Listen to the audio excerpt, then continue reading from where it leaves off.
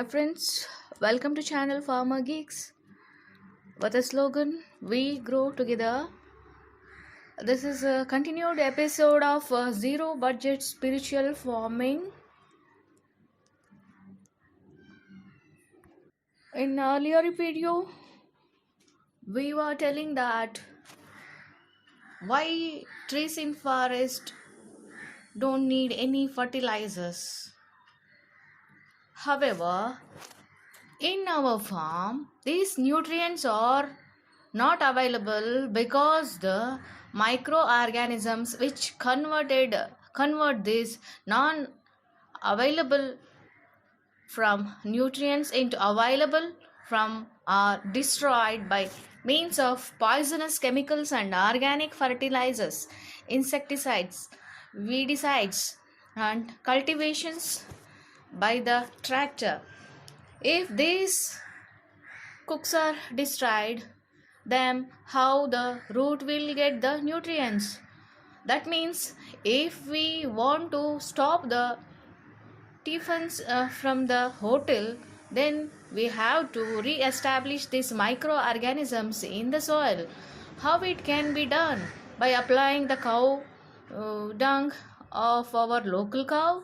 The cow dung of the local cow is a miraculous culture. As our mother or wife add a spoon curd to the pot full of milk and whole milk is converted into curd, likewise the local cow dung is a culture. The gram of cow dung contains about 300 to 500 crore beneficial effective microbes. How much cow dung is needed for 1 acre land? I had done researches on this for 6 years. I had studied all Indian cow breeds like Gola, Lal, Kandhari, Kailar, Dhoyani, Dhangi, Nimari from Maharashtra, Gir, Tarpakar, Sahiwal, Red Sindhi from West India, Amruta Mai, Krishna Kheti from South India and Haryana from North India. I have tested the cow dung and urine of all these breeds on every crop in each nextra, in each charana of each nextra. After 6 years of research, we found some conclusion. First conclusion is that only cow dung is for our local cow is effective, not of Jersey or Holstein. We can mix half cow dung and half the dung of bullock or buffalo, but not of Jersey or Holstein at any cost. Secondly, the cow dung or urine of black colored Kapila cow is most effective. Thirdly, the cow dung should be used as fresh as possible and the urine as old as possible. It is more effective. Fourthly, only one cow is needed for 30 acres of land. You need not have to purchase the FYM chemical or organic fertilizers like composite, vermicomposite, etc. My 6 years experimental result says that for 1 acre land only 10 kilogram of local cow dung is sufficient per month. One local cow gives on an average about 11 kg of cow dung, one bullock about 13 kg of dung and one buffalo about 15 kg dung per day. For 1 acre, 1 day's cow dung is enough. That means 30 days cow dung for 30 acres. There is no need to purchase the FYM in bulk quantity. I started thinking what should be added in the cow dung. We examined the forest. I found there the excreta of the animals, birds, earthworms, insects and their urine around the huge tree with unconditionable export quality fruits. I thought there must be definitely some related between the excreta of the animals, birds, insects, earthworms with the production and growth of the plant. 1 gram of local cow dung contains 300 to 500 crore beneficial effective microbes. These microorganisms decompose the dried biomass on the soil and get available the nutrients to the plants. Nature uses the dung and urine of the various animals, bird, insects, and earthworms in his developing self-nourishing system. That means the use of cow dung and urine is very natural and hence scientific.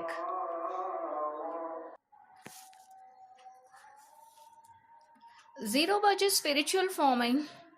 We found in the shadow of the huge tree in the forest few insects like ants working there, but in the shadow only, not outside the shadow. We examined and studied this nature's self-developing, self-nourishing system for 6 years. We saw that some sweeteners are secreted from the roots to attract the microorganisms. In addition, these microorganisms get available the nutrients from the soil to the root zone. There is a symbiosis in the nature. Science had proved this. If nature uses the sweeteners to attract the microbes, then why not we use it? We thought, why not to add some sweeteners with the cow dung? We started adding jaggery with the cow dung and urine and examined its effects on each crop in each extra. The results were fantastic. Zero budget spiritual farming. We found various vegetations in the shadow of the huge tree in the forest. I verified those vegetations. I found 268 different species. Among them, 3 parts were dicots and 1 part monocots. We surprised why this proportion 3:1.